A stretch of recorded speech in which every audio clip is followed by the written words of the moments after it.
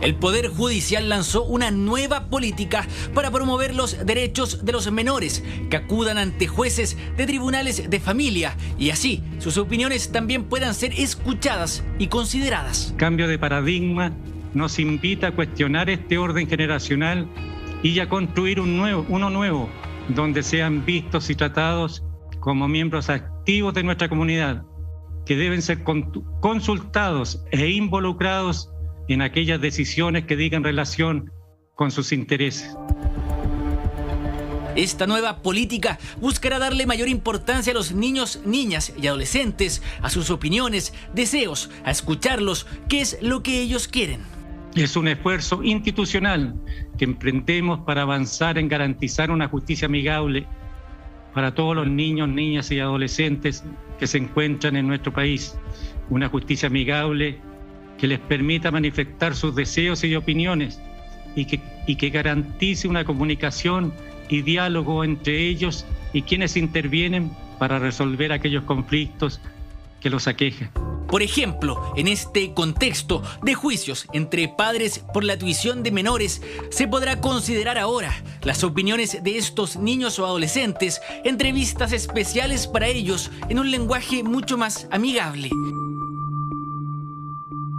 Este objetivo se pretende lograr a través de 7 ejes que están vinculados a determinadas acciones. El cuarto eje es participación de niños, niñas y adolescentes recabando su información y consulta. Estos casos son siempre complicados, bien lo sabe Mario Vera. Hace un tiempo está enfrentado con la madre de su hijo por la tuición del menor. Ella no tiene la tuición, aquí hay un régimen compartido. Yo y ella tenemos un régimen compartido, 22 días ella y 8 días yo, cosa que está mediado y que el mismo tribunal lo desconoce.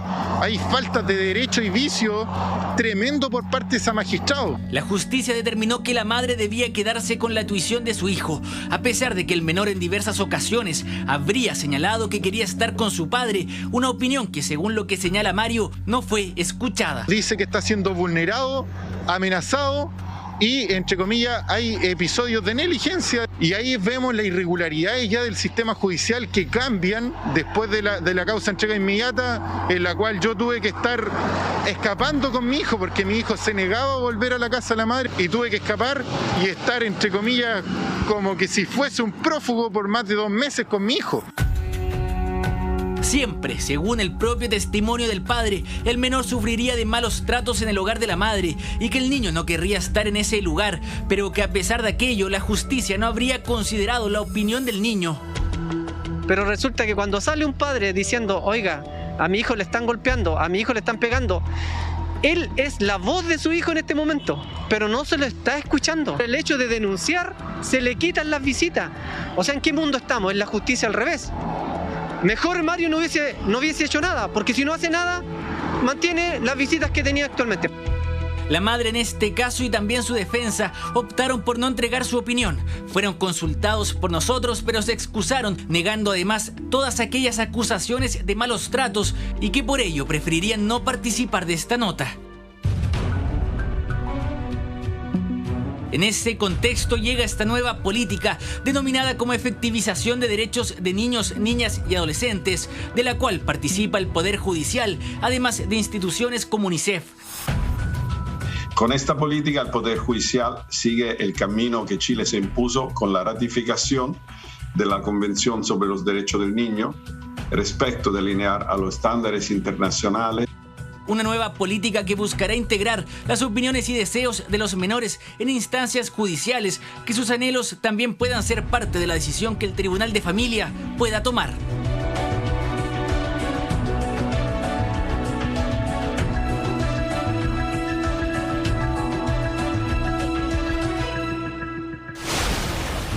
Y ya estamos con la diputada Natalia Castillo, que además pertenece a la Comisión de Familia. Gracias, diputada, por estar esta tarde con nosotros. Estamos también con Claudio Rojas, con Carlos Gutiérrez. Y Claudio, me gustaría comenzar contigo preguntándote en qué consiste esta política del Poder Judicial de acercar los jueces a los niños y niñas.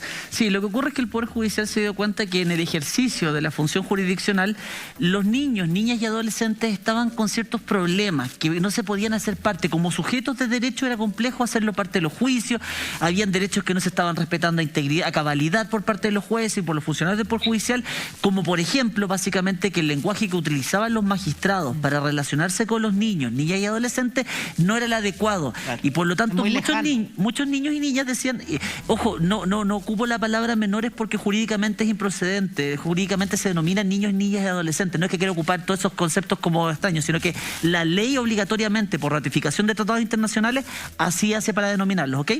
Entonces, el problema que había con los niños y niñas es que cuando el juez le intentaba explicar algo, pareciera ser que ellos no entendían el lenguaje. El juez, por más que intentaba hablar en términos más coloquiales, no había posibilidad de esto. Y esto es lo que se dieron cuenta en las altas esferas del Poder Judicial, que dicen, hoy en día, magistrados, por favor, prepárense y ocupen un lenguaje que efectivamente estos sujetos puedan entender, porque de otra forma ellos alegan que no entienden lo que está ocurriendo. Ahora, el caso que estábamos viendo de Mario es un caso muy grave, muy tremendo, que podemos conversar un poquito más adelante, pero me gustaría preguntarle algo a Natalia. Natalia, actualmente en la legislación de los tribunales de familia existe la posibilidad y el derecho de los niños a ser oídos. ¿Cuál es la innovación que presenta entonces esta política respecto a lo que ya existe actualmente en nuestra legislación? Bueno, primero saludarles, también saludar a todas las personas que nos están mirando. Bueno, efectivamente, Chile suscribe la Convención Interamericana de los Derechos de la Niñez en el año 90, donde estos son derechos fundamentales de niño, niña y adolescente, tanto el interés superior del niño como la autonomía progresiva para que vayan ejerciendo su derecho a medida que van madurando, y también el derecho de los niños y niñas a ser oídos. Eso hoy día también existe en nuestra legislación, tanto en los tribunales de familia como en aquellos procedimientos penales que estén involucrados a los niños, como procedimientos, por ejemplo, en que son ellos víctimas, en que son testigos, y también en aquellos procedimientos que son infractores de ley. Entonces a mí me gustaría ver bien como en concreto, porque hoy día fue anunciada esta política como una nueva política, en cuáles son las bajadas concretas que esto va a tener, porque hoy día, independientemente de la edad de los niños, ellos deben ser oídos en los procedimientos judiciales, y esa escucha no solo tiene que ser por cumplir, sino que tiene que ser una escucha activa para, en función también de eso, poder determinar qué es lo mejor para la resolución de un juez. Hoy día, por ejemplo, los tribunales de familia, que son el heredero de los antiguos tribunales de menores, que eran espacios muy hostiles, que existían en Centro Santiago, eran espacios cerrados. Hoy día los tribunales de familia se han adaptado mucho mejor. Hay otros avances como las entrevistas videograbadas, pero aún así el sistema judicial en general, no solamente los jueces, sino que también los otros intervinientes como la Fiscalía, la Defensoría, los propios abogados, querellantes y defensores, es un ambiente muy hostil para los niños.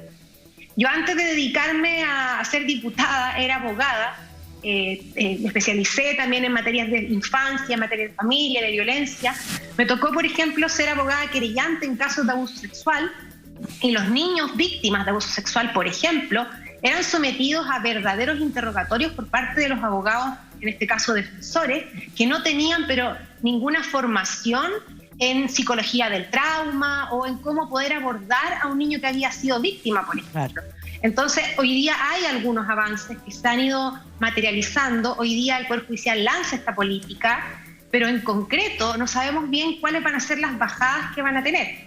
Y además que tenemos pendiente todavía la promulgación de la Ley General de Garantías, que, debo decirlo, fue vetada por este gobierno. El veto fue rechazado por el Congreso y aún esa ley no es promulgada. Mira, Natalia, de hecho lo que dicen que la promoción o la bajada que pretenden hacer es como bien etérea. Yo de verdad me cuesta un poquito. Dicen, promoción de derechos y de datos y estadísticas, de recursos, además, participación de los niños, niñas y adolescentes, además alianzas interinstitucionales, nueva normativa e institucionalización, y que esto se va a traducir en 44 acciones concretas. Pero si tú me preguntas, yo de verdad todavía no logro darle la materialidad a esto, porque me parece que una declaración de principio lógica, muy válida, muy buena, pero ¿con qué lo van a traducir?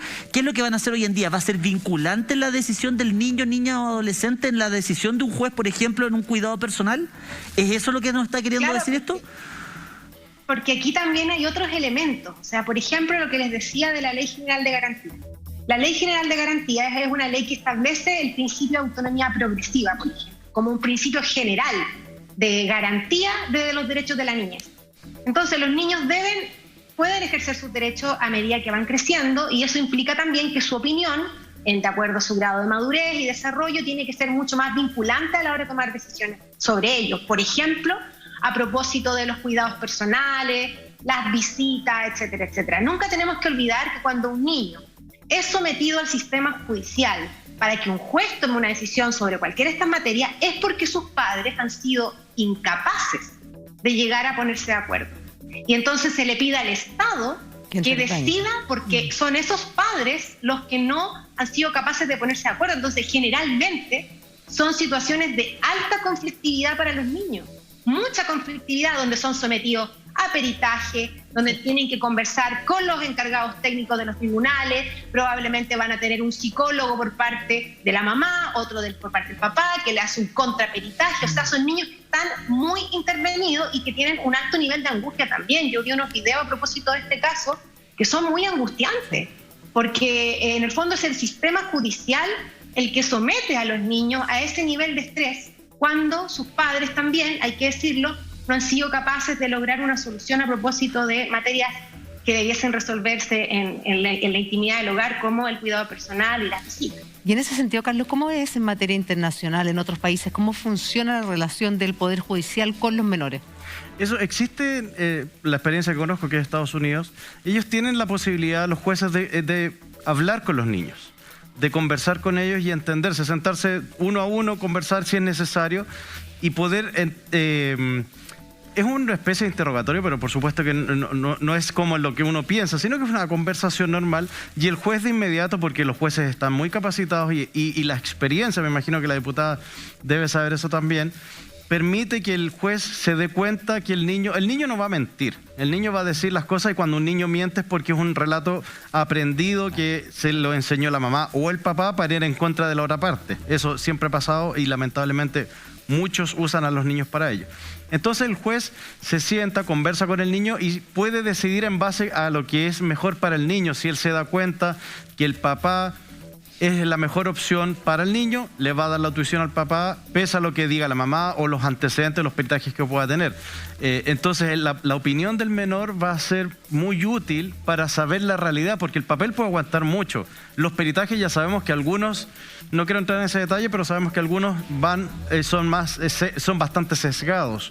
Entonces es una opinión muy válida que espero que se tome esa consideración y se pueda usar acá en Chile, porque así también el juez va a poder tomar la mejor decisión. Si el beneficio es para el menor, es para el niño, la niña o el adolescente, no es para el papá ni para la mamá y decir te gané en el tribunal, es para el niño. Y ese es el enfoque que hay que dar. Vuelvo a insistir, y lo dijo excelentemente la diputada recién, es cuando los padres no son capaces de ponerse de acuerdo para indicar qué es lo mejor para el niño. Y ahí entra el Estado, que en este caso está representado por los jueces. Claudio, ¿y esa bajada debería darse a conocer los próximos días o no, me imagino? Lo que pasa es que se debería generar a través de los respectivos decretos o instructivos que debería bajar al Poder Judicial un auto acordado, me imagino que irán a dictar, para los efectos de instruir a los jueces de cómo y yo lo que estoy pensando y lo que quiero pensar de esto, que lo que más podría afectar dentro de un juicio es la posibilidad de que, bueno, el derecho al niño en tribunal de familia, estoy hablando, no en materia penal, a ser oído es un derecho básico y hoy en día se ejerce. La pregunta del millón es en esa bajada, ¿qué quiere decir? Que la prueba principal o lo que va a tener que preponderar es la opinión del niño para los efectos de fallar. ¿Eso será el bajado? No lo sabemos. ¿O será que...? Bueno, sí, dale, eso requeriría una modificación legal, porque tú sabes que eso implicaría una presunción. Claro, una presunción que habría que destruir de partida. Entonces se modifica todo el sistema. Por eso que te digo que aterrizarlo realmente en qué quieren ocuparlo en el procedimiento me parece que es un poquito es complejo. Por eso que hablo que son como palabras que me parecen muy acertadas, pero muy etéreas en el contexto. Vamos a estar atentos a ver cómo es esta bajada. Diputada Castillo, muchísimas gracias por haber estado con nosotros esta tarde. Que tenga una buena tarde. Muchas gracias, Julia, por la invitación, y recordar que un país que no cuida a sus niños, que no cuida la infancia, es un país que empieza a perder también el futuro. Ese debiese ser el foco de cualquier gobierno, independientemente del color político. Perfecto, gracias, diputada. Sí, pues hay que preocuparse más que nunca de nuestros pequeños, esa es la consigna.